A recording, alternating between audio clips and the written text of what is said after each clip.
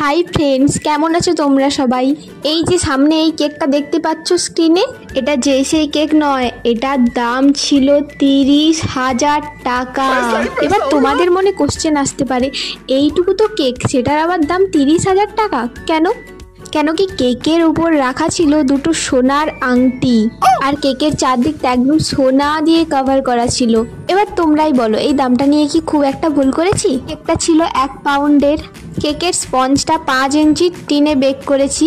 1 পাউন্ডের কেকের জন্য 6 ইঞ্চির টিনটা বেস্ট, কিন্তু ওটা ফ্ল্যাট কেক হয়ে যেত। আমাকে করতে হতো টল কেক। টল কেকটা না হলে ভালো লাগতো না দেখতে, আমি যেই ডিজাইনটা করেছি।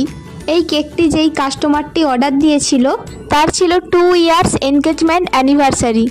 তাই কাস্টমার বলেছিল কেকের ওপরে যেন লেখা থাকে 2 রিংস 2 হার্ট 2 ইয়ার্স, আর বলেছিল ফ্লেভারটা যেন বাটারস্কচ হয়। তাই কেকের ইনসাইডে বাটারস্কচ ফ্লেভার দিয়েছিলাম। আর একটা জরুরি কথা তোমাদের সঙ্গে শেয়ার করার ছিল। জরুরি কথাটা হলো, ইউটিউবে আমার সব ফ্রেন্ডসদের কাছে সরি, হ্যাঁ, কেন কি আমি একটু মজা করে নিয়েছিলাম।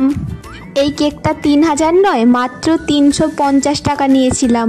আর সব থেকে বড় কথা, ফিডব্যাক, কাস্টমারের কাছ থেকে খুব ভালো ফিডব্যাক পেয়েছি। তো 2 এর পাশে ওই রিং আর হার্টগুলো ছিল ফন্ডেন ওয়ার্ক, আর কেকের চারপাশে এই গোল্ডেনগুলো দেখতে পাচ্ছ, ওগুলো ছিল গোল্ডেন ফয়েল। তো আর বেশি বকবক না করে আজকের মতো চললাম। তো দেখা হচ্ছে নেক্সট ভিডিওতে। জয় বজরংবলী।